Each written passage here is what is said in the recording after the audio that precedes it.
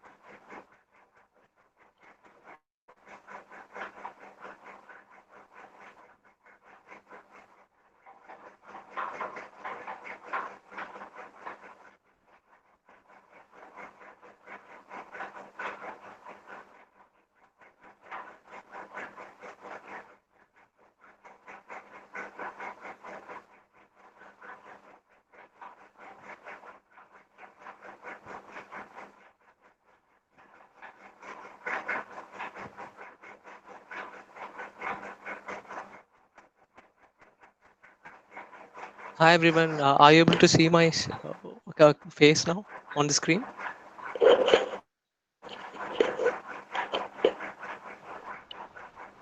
Yes, Advait, we can see you. Okay, thank you. Thank you, Alfonso. Yeah, thank you guys.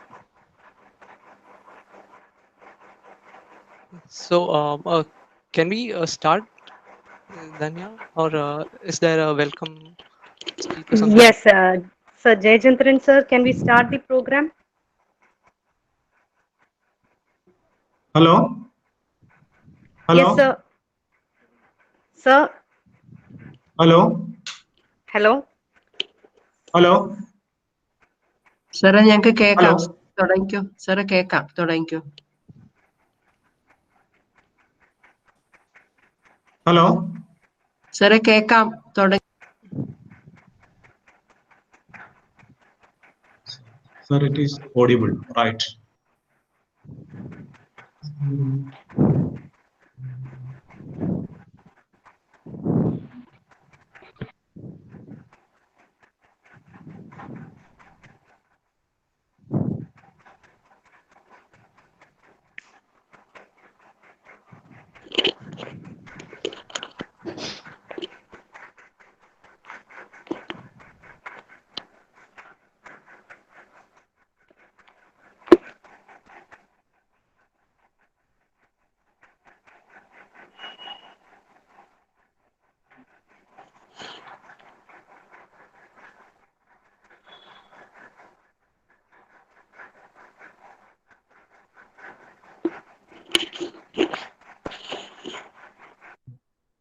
Hello. Okay.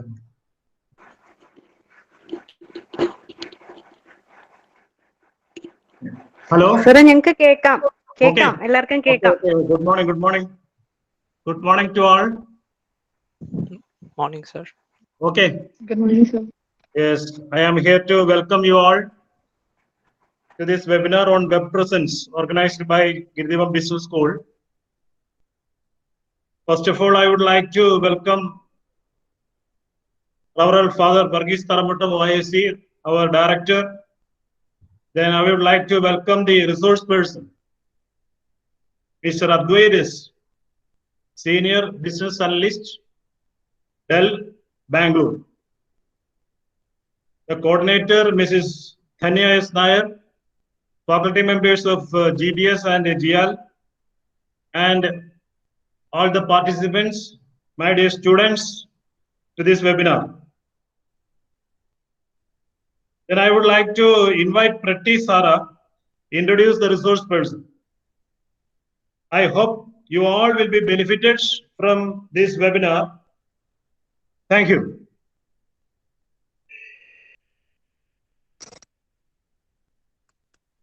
Hi, I'm glad to introduce our speaker, Mr. Advaitas, Senior Business Analyst of Dell, Bangalore.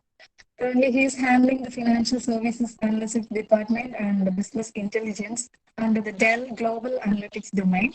He is an engineering graduate and holds a postgraduate diploma in management from the Institute of Management Technology, Ghaziabad. On behalf of Girideva Business School, I welcome you, sir, to today's session. Thank you. Thank you, Preet. So, can I get to the content right away?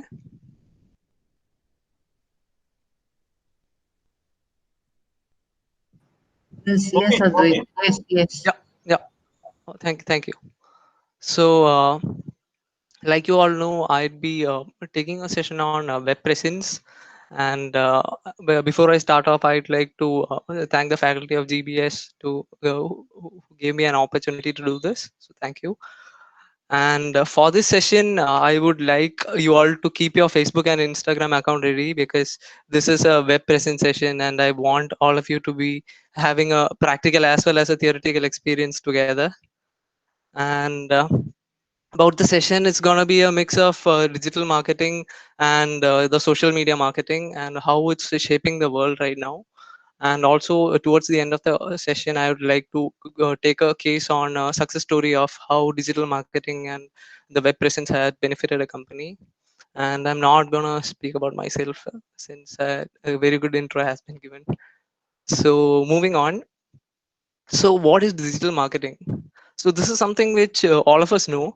And in a nutshell, what I'd like to say is, in very basic language, whenever there is any kind of marketing done on any digital medium, uh, it it can be the mobile phone, the internet, the IoT, a lot of emerging devices, anything. But if it is digital, we call it as digital marketing. And as an activity, I would want all of you to log into your social media page and give me the name of the ad which you're seeing first, or write. You can write that in your chat box, and we'll try to decode why you are getting that message or that advertisement. So if you can do that right now, we can have a discussion on that. So or if that is a technical problem, you can just comment on the chat window saying any memorable ad which you have seen in any digital medium. So Amazon. So what ad have you seen about Amazon? Or right now, Amazon, what ad are you seeing, Arjun? MPL. Oppo Reno. All right. Prime Day. Okay. Lot of response. So I'll tell you how you are getting all these ads. Okay. So when you open Facebook, when you open YouTube, let's say, and you're getting an ad, the companies tailor the ad in such a way that it is relevant to the content you're viewing. For example, if you are watching a video on how you can do digital marketing better, then most likely you will be getting an ad which says, okay, here is my course on digital marketing, click here to know more and learn, take up the course, something along that lines. So companies put a lot of time and effort and even a lot of money to make sure that the right ad is fed into the right content. So if you're trying to learn digital marketing and suddenly the MPL ad comes up, it doesn't make sense, and the company is doing something fundamentally wrong there. Similarly, if you check your Instagram ads, most of your ads would be revolving around the people who you follow, or if you're following a page like stock share advising or something like that, you'll be seeing ads related to that. So that's how the digital medium captures a persona of you, and then tailoring to that persona, they'll push the advertisement onto your throat. That's what the general practice is. And why do they do this? It's basically to increase the brand awareness, to generate new leads. That is, say, if you're like the example I quoted before, if you're looking for a digital marketing video, and they show a video saying that, hey, we have a course here, it's free or something like that, you are a new lead for them. You're most likely going to click the course description and you're gonna be a customer of it, right? And also that in turn increases the revenue for the company. And also, using the digital medium, it's a two-way communication what happens there.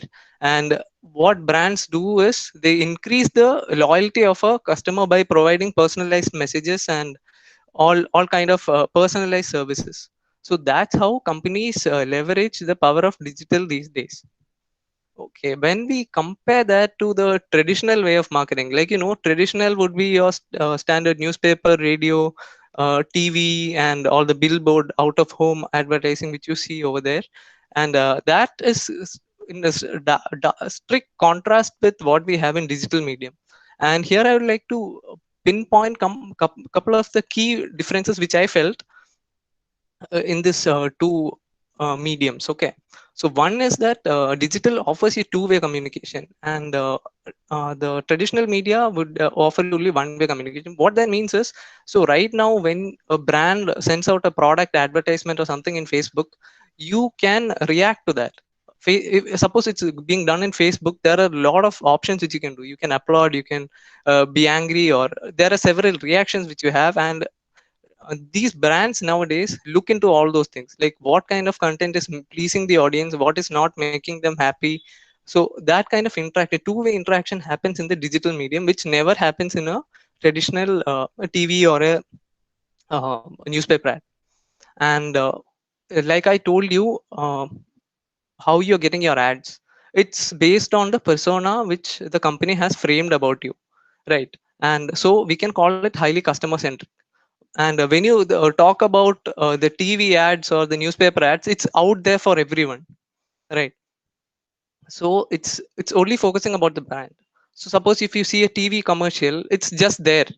You can't do anything about it. It's talking about the brand. It has no consideration who is viewing it. There's no sense of customization or creating a persona right there. And when it comes to digital, it's highly transparent and data is available. So you can read through the comments of other people. You can compare it with the other brands, what others are doing. But in traditional marketing or advertising, it's highly opaque. The brand gives you something, you take it and you leave. That's it. And as you know, digital is all about data mining and analytics, and that is a very highly booming field also right now. And the digital marketing or digital advertising space gives you the complete flexibility to to perform analytics on top of the data you have. But as you know, on the traditional marketing, it is not actually designed for such a scale or such kind of operation to be done on top of it. And this is something which you might be knowing, but you must not have thought about it in this aspect. That is, most of the digital ads are very casual. It's customer centric and it's very casual. It's not, they do not stick with formal language. And what we see in the newspaper ad or what you see in the TV commercial, it's very more, I'm not saying all of that is formal, but mostly it is formal. And to draw the differences between the two more clearly, I have created, I've pulled down two cases. Okay, these are two advertisements from the same brand, Colgate. And the ad which you see on the right is the TV ad. Okay, and what you can see is there's a nurse there. There's a dentist there, and it's all technical things. She's practicing outside India. She would probably tell about the benefits of brushing your teeth and why Colgate is approved by Indian Dental Association, stuff like that. It's very serious. It's on your face. You can't do anything about it.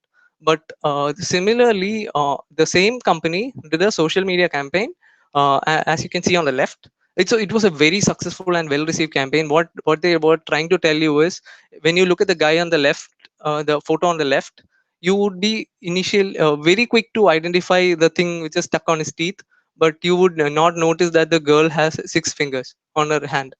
So that is the importance of oral hygiene, is what they try to communicate. And I think the message was very clear, and it's coming out in a very casual or funny, humorous manner, which was very well received, right? So you can draw the differences between the two modes right here, right? And to make that a little more concrete, I'll present some statistics in front of you. So according to a survey conducted in 2019, 78% of people, correspondents, say that the social media posts influence their purchase, and these are big numbers. So also 73% say they are likely to buy from a brand that responds on social media. So nowadays we know, right? Whenever we notice something bad about a brand or something like so there was a case of the batteries exploding in Samsung Galaxy phones. Their Twitter and Facebook was just bombarded with the posts, right?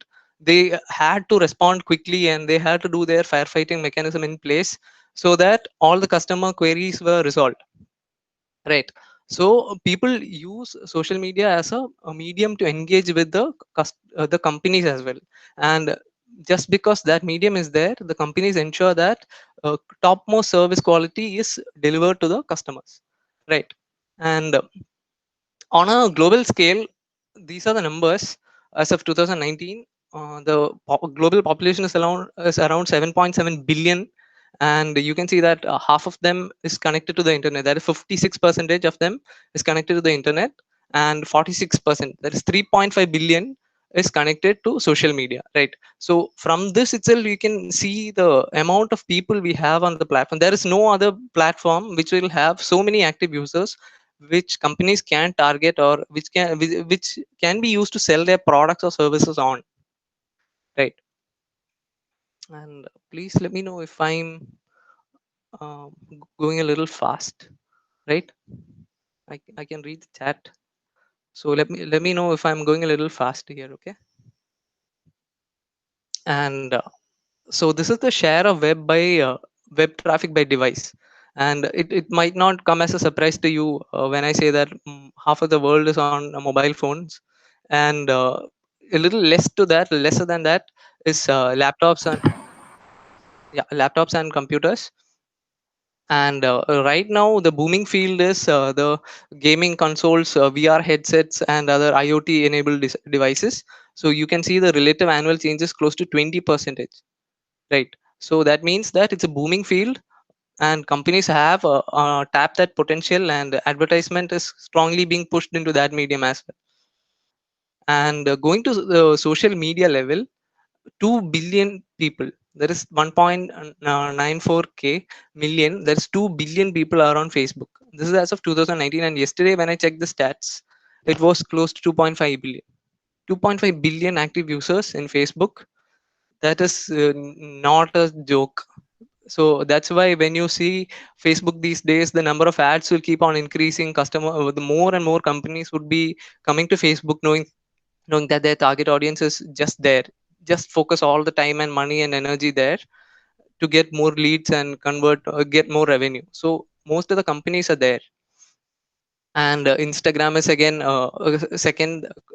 I can't say close second, but it's there, and it's becoming bigger now that Facebook has acquired Instagram. And the interesting thing which we can note here is that the male to female ratio in Snapchat is higher than anything else. That is the female to male ratio is higher in Snapchat. So what companies see this is like a platform for advertising stuff to the female demographic, right? So and again, that's a upcoming field when it comes to marketing. And when we talk about LinkedIn, people perceive it as a more what do you call it, professional medium, right? And there you will not see a brand which is selling clothing, apparel, toys, any or accessories. No, that is a strict no for LinkedIn advertising. What But again, we see that 639 million people are there, right? So what companies use is they use LinkedIn for selling course materials and other professional stuff, right? Because the people who are connected in LinkedIn are of that mindset, right? So that is the social media in numbers. And here is a quote. And seeing the numbers, I don't think we can we'll just agree to this, that we don't have a choice on whether we do social media. The question is how well we do it, right? And if you do it wrong, and or if you don't do it, there is a high chance that the competitors are gonna eat up your market share and take up all your customers from you. So I'll take a pause here. And I want to know if you guys have any question. You can post it in the chat window.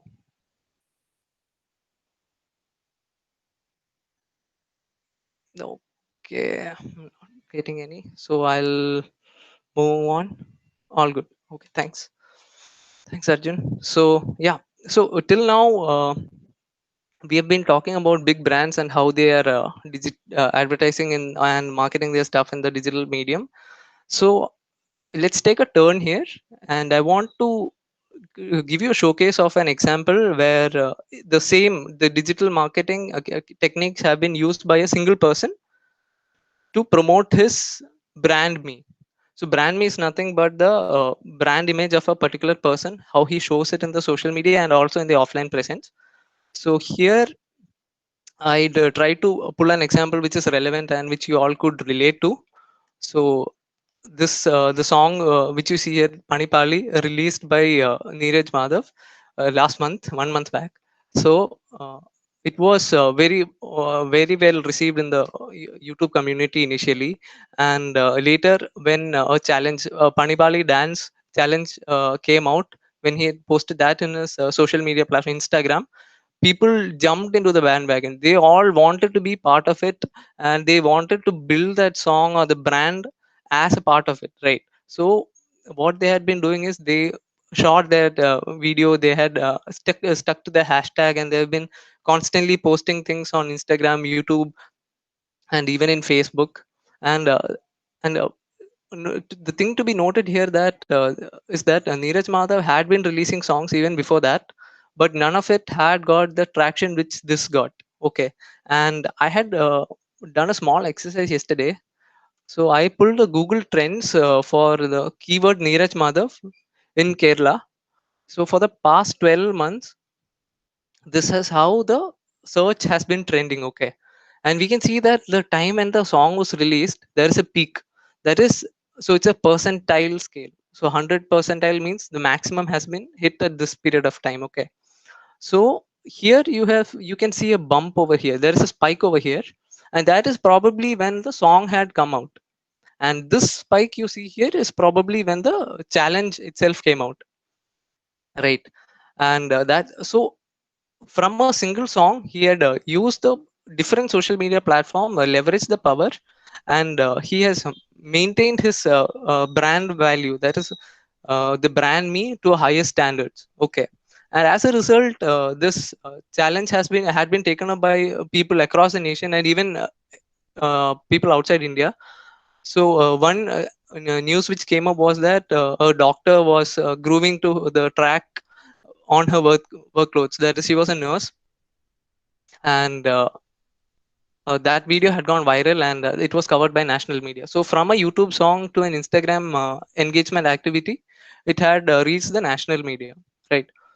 So apart from this, what has been happening is companies have been releasing the official brand merchandise for Panipali. Okay, so what you see here is the companies sell this for a particular amount, and whatever sales they generate, a portion of it will go back to Neeraj Madhav as part of his royalties, because it's his product at the end of the day, right? So royalties had to be sent to him, and this is another income revenue stream which he has created just from a song and doing the Facebook activities, right? The digital activities, right? And one thing which he had been very religiously doing is that he watches all the submissions, and then he checks the ones which are really good, share worthy, and he posts that on his account.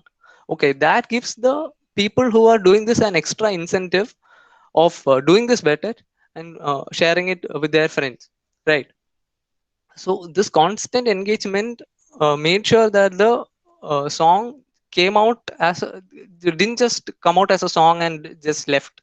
It made sure that everyone knows about it, and the reach was maximized because of this engagement activity, right? So this is around a person doing digital marketing well. Now let's change gears and go back to our initial uh, course. So here I'm gonna give you three drivers of digital marketing, or the tools which big companies use to promote their businesses online. One is chatbot. The first one is chatbot, and like it's an AI based conversational agent which gives you a flavor of talking to humans. That is, without a human sitting in the back end, a robot or a bot would be able to answer your questions and service your concerns, etc. all the time, 24/7. It just has to be programmed once, and it's damn cheap. Okay, it's not like maintaining a human and paying his salary every month. It's like a automated engine. You have it once and it works on its own.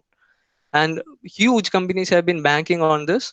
And one example you see here is of Domino's. They have integrated the chatbot with WhatsApp, and like you see here, it's very smart. It's capable of taking orders, servicing it, and even payment interfacing has been enabled in chatbots these days. So it's basically taking the order, and just the delivery part is missing, which has to be done physically. Other than that, everything is done, right? So that is the power of using chatbots. It cuts cost also. And based on a survey, people might be thinking that there is an inhibition talking to a chatbot since it's not a human. It's all pre-programmed questions, but that is not the case. After a survey taken, 63% of the users prefer talking to a chatbot for queries, right? Because most of it is basic and it can be answered. It's all repetitive questions, right? Different users would have the different concerns. If one is tuned correctly, it will answer everything.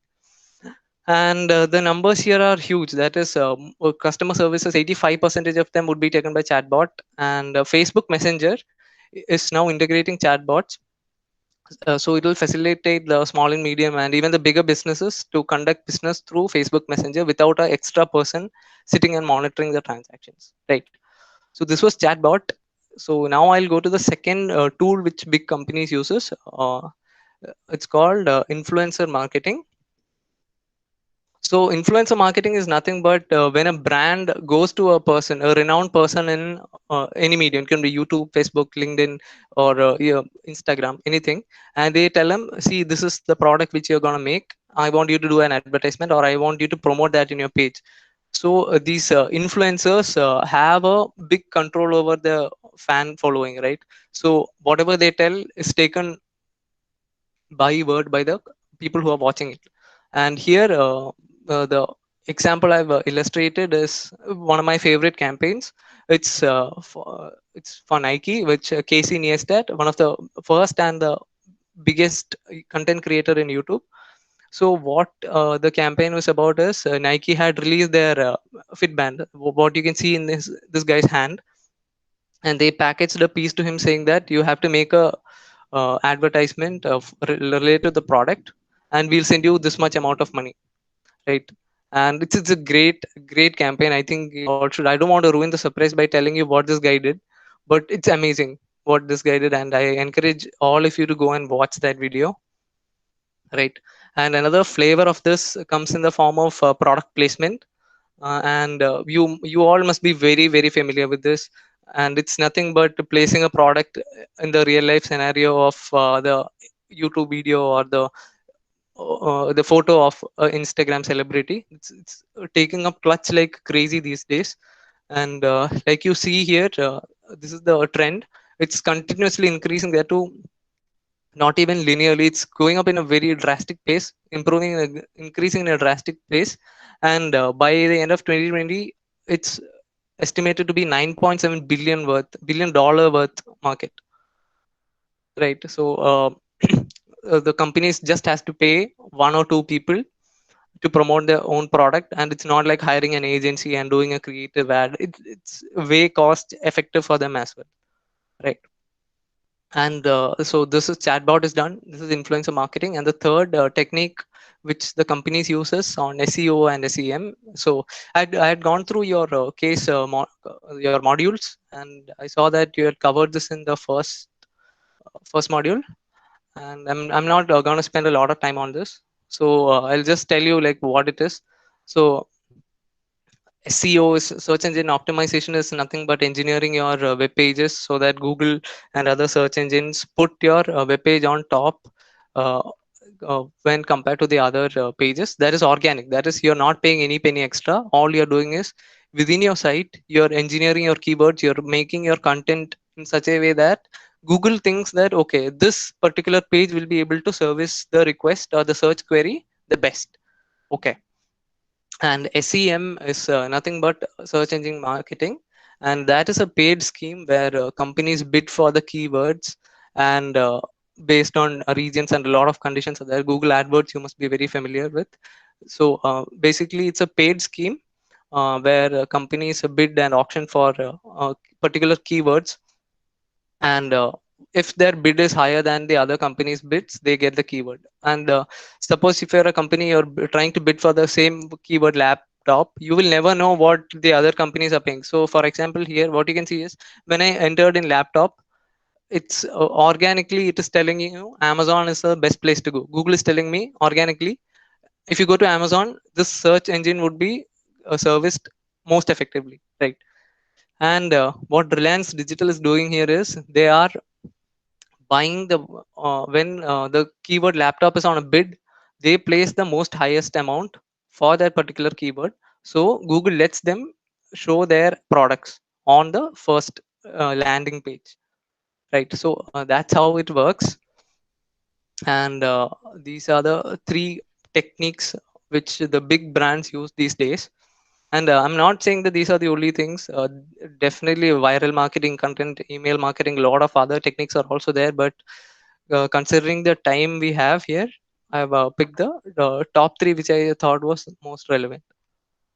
Okay, just a second. All right. So, any questions till now? Yeah, clickbait is another. Yeah, it's you won't call it a marketing strategy, but yeah, definitely it is. It is a way in which you can attract people to your website or your product description. But yeah, in hike there, Natasha, yeah, chat box. Yeah, yeah, right. Lot of chat boxes, and chatbots are there. So if you most of the websites which you can build these days, Wix.com, right? So Wix.com is a platform which lets you create free websites, and for to get other services you will have to obviously pay. But the service which comes integrated is the chatbot, and that is something which is most widely used these days. And if you go to any big company, so any company, the official website, you will see a chatbot coming, and they'll be trying to service all your queries then and there, right? Any question here before we go to the trivia?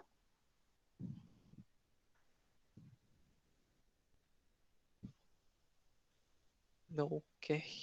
Okay. So you can send in your responses in the chat window. I can see it's basically multiple choice question, and just feed in your answer and I'll check it. Okay. This is the first question. Which of the following is not a type of a digital? This might come out as the first few questions have put it really simple so that you get a flavor of how this is done. Then B. Okay. Right. Digital marketing is often referred to as A. Benji Thomas is A. D. A. All of the above. Right. Yeah.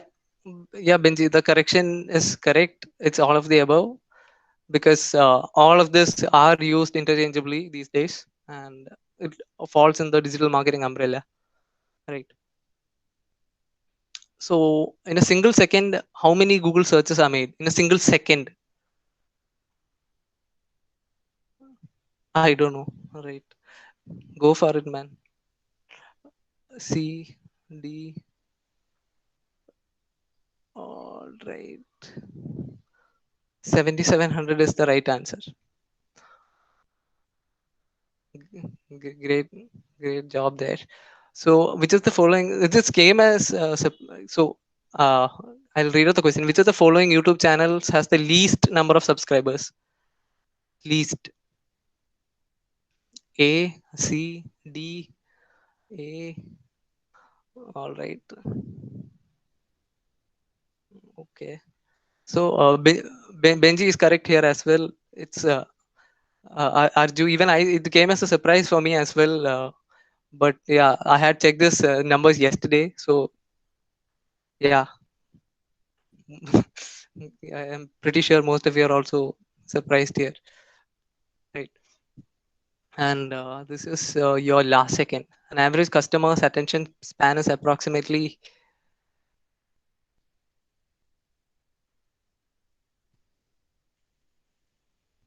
right. Most of you got that right. So it's just 8 seconds. So it matters that you put in the right things at the right place at the right time, right? So if you're creating a website and if the customer somehow clickbaits or somehow lands on a website, he'll give you 8 seconds. All right, you have his 8 seconds. So it's up to you how you want to show. Like people say, humor works, humor sticks. So that is definitely one way of doing it. And another way of doing it is using images. Uh, images on top of articles are a bigger drivers of sales or more read through for the customers, right? So now I have a case study in front of you. So what I want to do is I'll share a link with you. I want I want all of you to go and watch it like right now. It's just a 1 minute 30-second video, and just let me know if there is any concern from your side. All right, if anyone is having trouble trying to watch it, just let me know. And in the meanwhile, I'll be playing this in my laptop also, but there is a certain lag which I experienced. So yeah, so I want you to watch it right away. Cool. Thanks, Varun. So let me give you a context here. So this is the year 2011. In 2011, the market leader for men's shaving and grooming business was Gillette, which had a whooping 70% share. So it's like it's criminal basically. It's like a monopoly over there, and there was a big gap for people who wanted like less expensive grooming care, and that's exactly what Dollar Shave Club tried to address. Here's the video.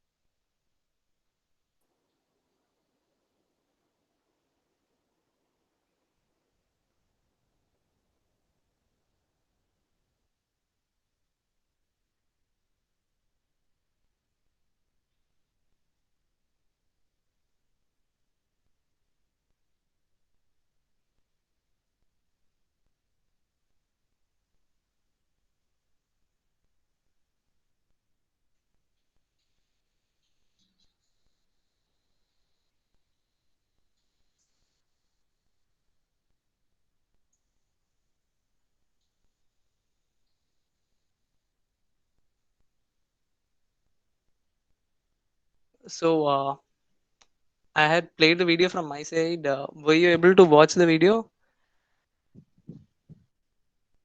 So I can see the response from Arjun and right.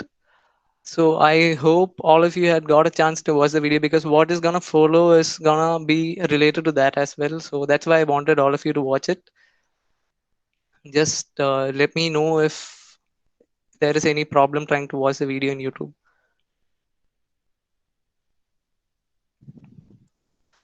Yeah. So I guess you guys must have seen it, and I'll give it some more time, like 10 more seconds or something. Right. That's exactly what they are trying to do. It's a So when you say discriminate Gillette, that's it's again a part of a marketing tactic. It's called a full frontal attack.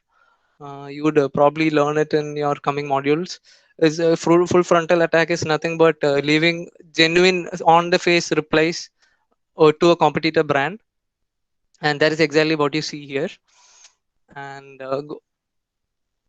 just to talk about the company, so I right. So to talk about the company, it was started up in 2000. It was a startup in 2011 based in California, and it had a subscription based model.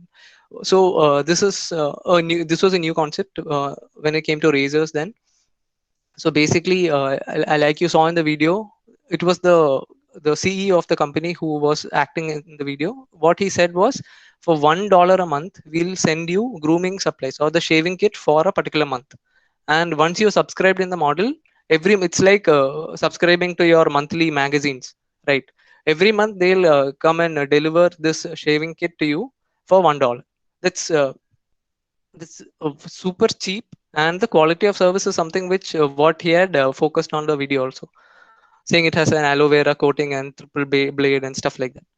So the impact of the ad. Okay, so once this ad was released in YouTube, in 2 days the website crashed because of too much traffic.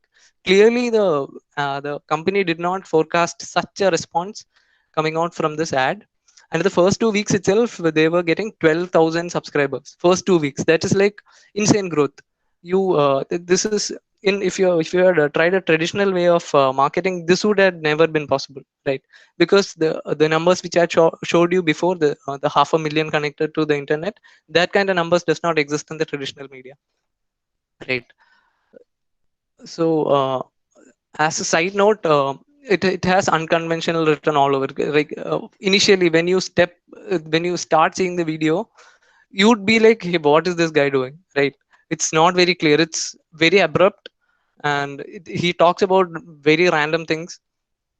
But the thing is, it's done as a part of a psychological approach, and I'm pretty sure that ads like this stick to you for a longer time than a normal what problem do we have, how are we going to fix it. He does not go into the factors of a problem and solve solution approach. He just goes to his product. See, we are starting a company. In $1 you're getting razors, good quality razors, and that's it. That's the message, and they have baked in a lot of humor along with it, right? So the stickiness factor increases just because of all these techniques, right? And coming to the costing part, it took him 3.3 lakh to make the video. Okay, so when we generally talk about a big brand making a video, it'll cost the minimum of 50 lakhs minimum, because they have to hire a designing advertising creative agency, then they have to make the content script, they hire professional actors, and that's how a video is made by a big brand. But and also not just that, once the ad is made, they broadcast it in the TV prime time hours, which you all must be knowing. And the cost to broadcast a 30-second ad in a during a prime time would easily reach lakhs for a month or so, right? So here they had released it in YouTube, which is free for all, right? And instead of paying them, because of the number of views, they'll get more money, right? That's how the YouTube revenue system works. So clearly it's a win-win for them. They're getting it to the customers, as well as they're generating some kind of a revenue. And when you talk about the detail right now, they have 11 lakh active subscribers, and they make close to $72,000, 72 lakh dollars of monthly sales. Huge, staggering numbers for a startup which came up in 2011. And the reason which why you don't see the ads over here is because they just service the big the the superpowers of the world. Let's say the financially very well off countries in the world, that is US, Canada, Australia, and the United Kingdom. So that's why you don't get to see a Dollar Shave Club ad in your feed, or you might not be familiar with the brand itself, right? So moving on to the consequences of the whole company and its uplift. Gillette, which I told, had a 70% market share in 2011. It's close to being a monopoly, right? But as of 2018, their share had gone down below 50%.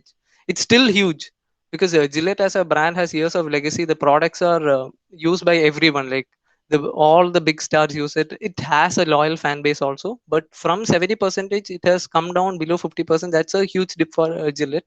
And also, what they had to do as a result of cheap raising and shaving solutions coming up is that they had to slash down their product price close to 12%, right?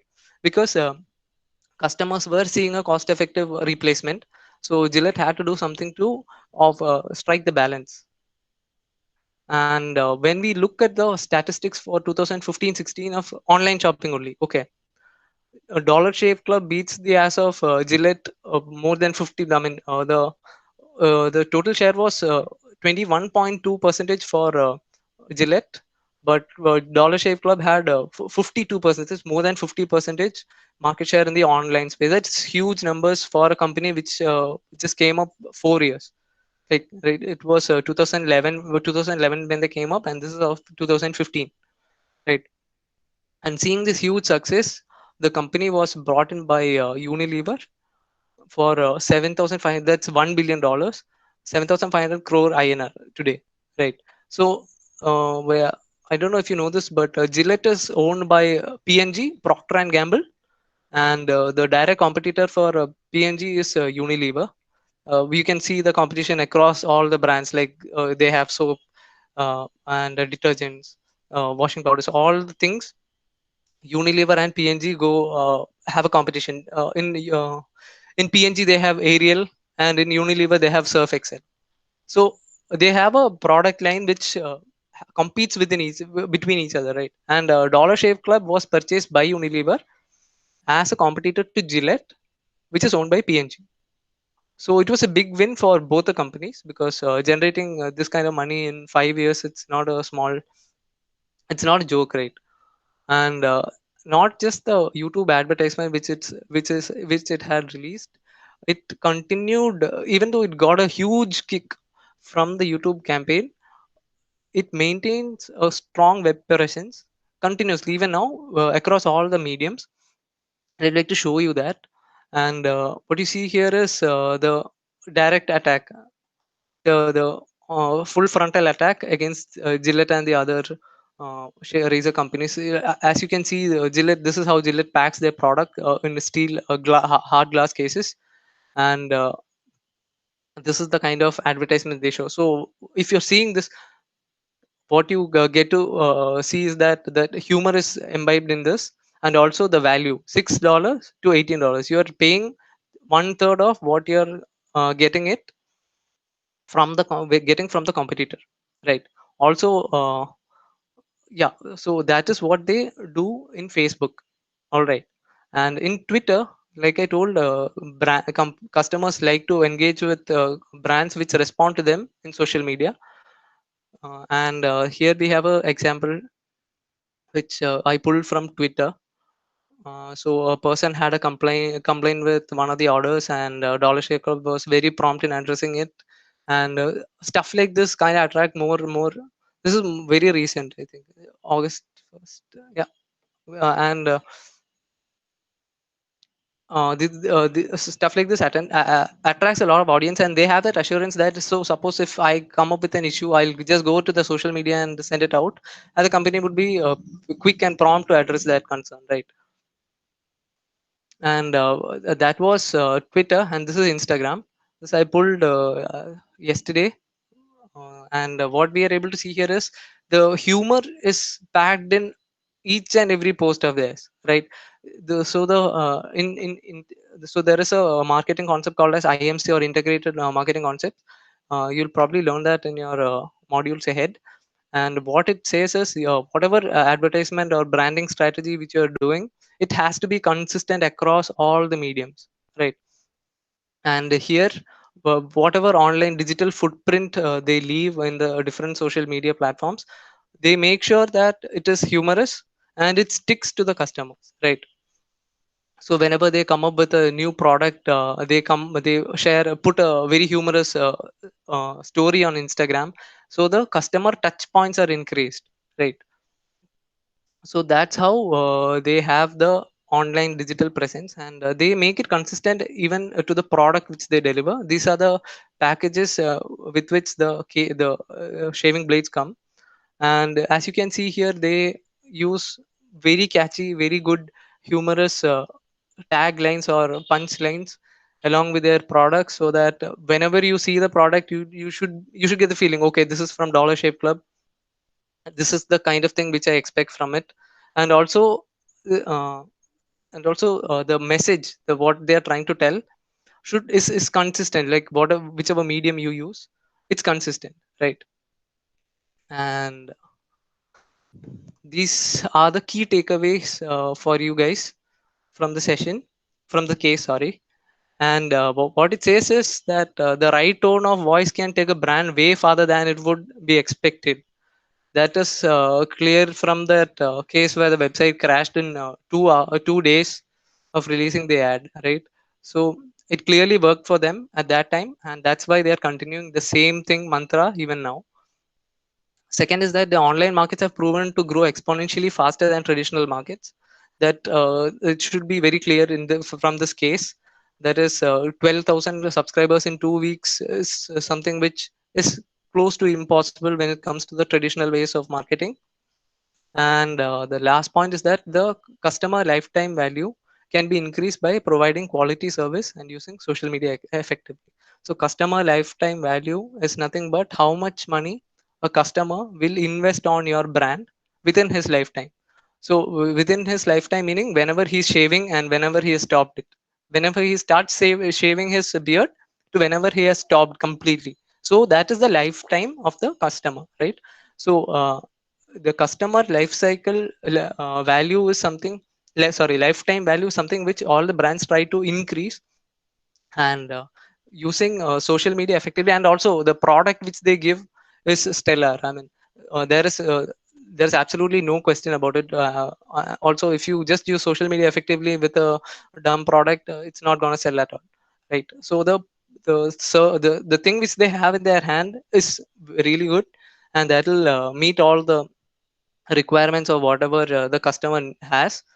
And then on top of that, they use social media effectively, and they have an integrated marketing communication concept going around. That is, they use humor, and they address the go full frontal attack on their customers, try to eat into their market share. So that is their technique, and it has worked for them.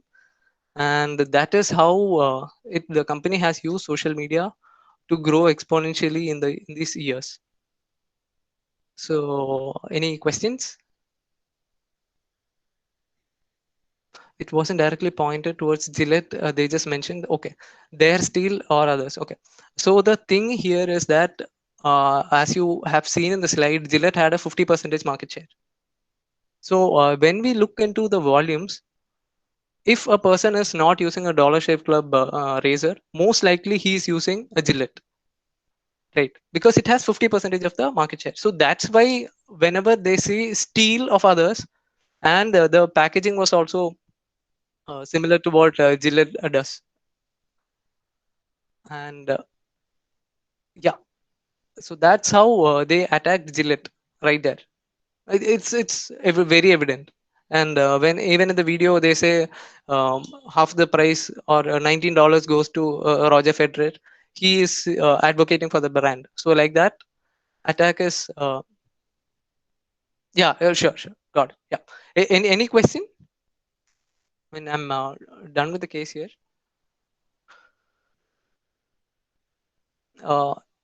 Any question? Which is a popular platform to advertise one service or product that too economical? Okay, right. So it Sailesh, it depends on the kind of product or service which you're trying to sell. So if it is this is purely from what I'm seeing. If it's more of a beauty product or anything, any fad item like a fidget spinner or anything fad, you can use Instagram, right? And if it is something related to a bigger budget spend, like if it's gonna be a mobile phone or something like that, it's gonna be YouTube will be a better channel. Because in Instagram or in Facebook, what happens is uh, there's a concept called as impulse buying. Okay, so whenever they see a product, they buy it off. So the biggest criteria for impulse purchase is that the price has to be very less. It has to be less than, from an Indian context, it has to be less than 500 rupees or something. Else, you would spend a considerable amount of time doing your research and trying to find out which is the best product, which is the most economic. Even not 500 would be a stretch. I think 200, below 200, people might not hesitate to spend, make an impulse purchase. And if your purchase is more than 200 or maybe 500, Instagram might not be a very good channel, but yeah, you can definitely do influencer marketing in Instagram and also in YouTube, and that's how you can direct your sale using social media. Did I answer your question? And talking about the economic factor, the initially it was a lot cheaper to advertise in Facebook, but now that Facebook sees that a lot of brands are coming into the space, and even it's not just the brands, right? Even Facebook as a app, if you're using, you don't want all the ads there. Facebook also restricts the number of ads which is being thrown at their users, right? And so in order to do that, they increase the cost. Only the highest bidders can make an ad. So that's how it works these days. It's ever fluctuating, and you'll see a lot of changes in the coming years. Anything else?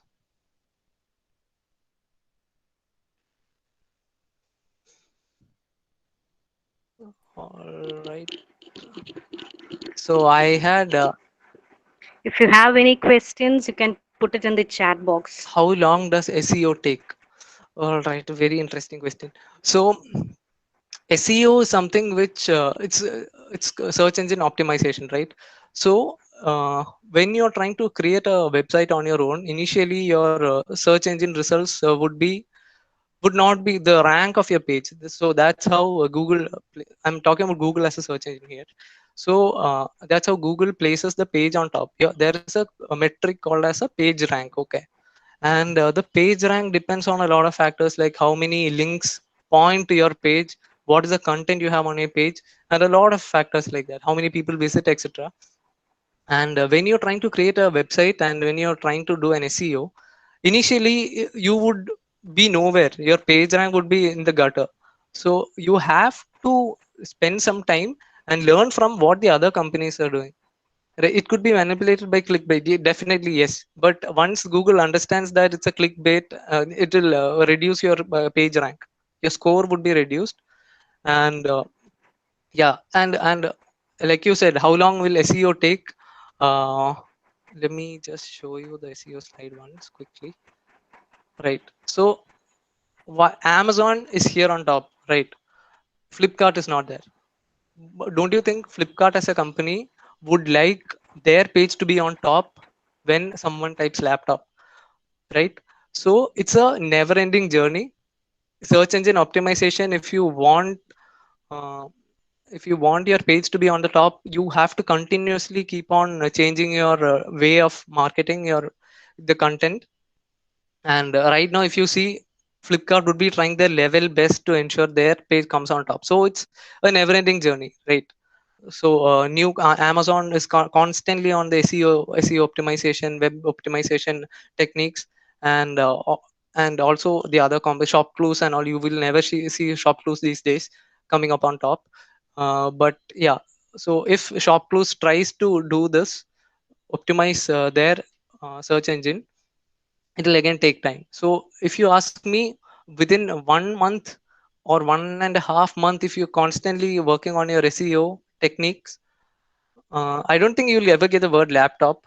But for smaller products, like if you're trying to sell a water bottle, you might be able to place it on the top first page, not the first, but then first page of the Google search, you should be able to place it.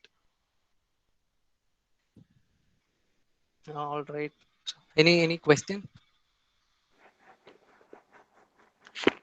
So I have done one thing. I have placed a tip slide for you guys. So you can either take a screenshot or note it down, or so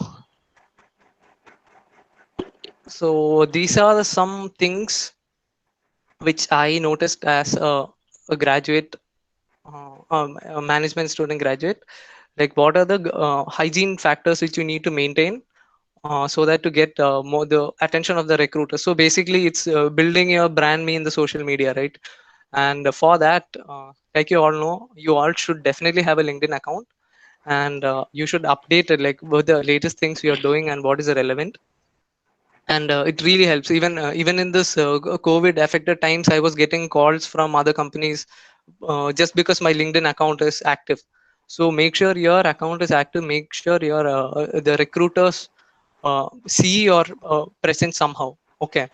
And trust me, recruiters monitor your activity log in LinkedIn as well. So it plays a very big role in making yourself visible in the digital space. So whatever articles or whatever certifications you do, make some post on it. And definitely also watch some kind of video which tells you you'll get tons of videos in YouTube which will tell you how you can market yourself in in LinkedIn. And the time when you graduate, I think the market would be coming back to shape after the COVID impact. I'm hoping. It's a speculation.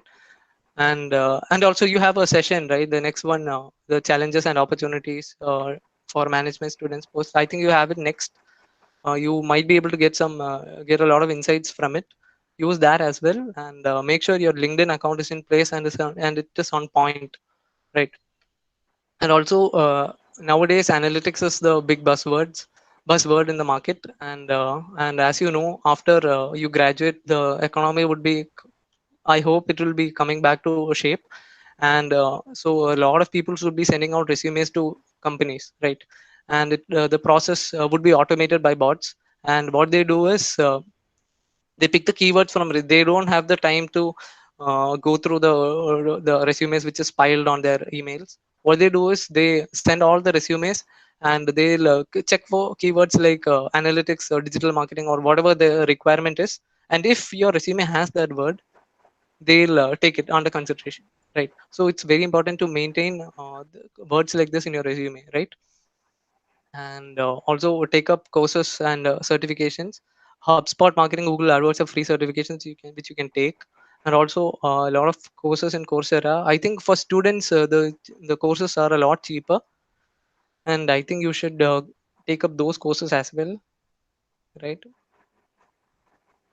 Mm, and yeah, and once you do it, make sure you add it in your LinkedIn profile as well. So maximum visibility is given to the audience and the recruiters. So that was it from my side. If you have any questions, you can ask me. And Uh, that's it. Thank Thank you. you. Thank you, everyone. Thank you, Advait. I think no more queries are there. We'll move on with the vote of thanks by Mahesh S. Pai. Good morning, all. I am glad that I got the opportunity to express the token of gratitude to all who attended this webinar today. I sincerely thank our Director, Reverend Father Varghese Taramattam, OIC, and the Principal Dr. Jayachandran C. for arranging this webinar today. I am privileged to thank Mr. Advait S., the speaker of this webinar, who gave us all the information regarding the topic.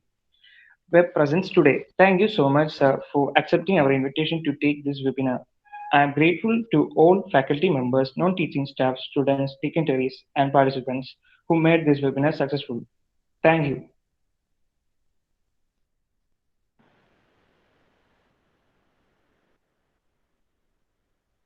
Okay, fine.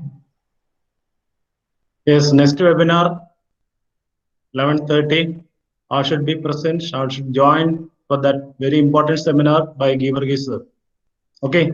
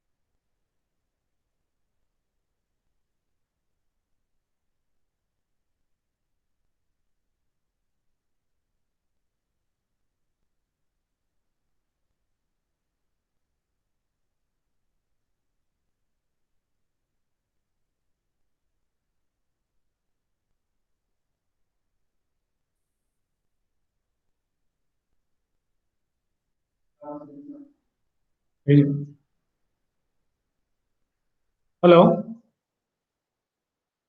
ആ 11:30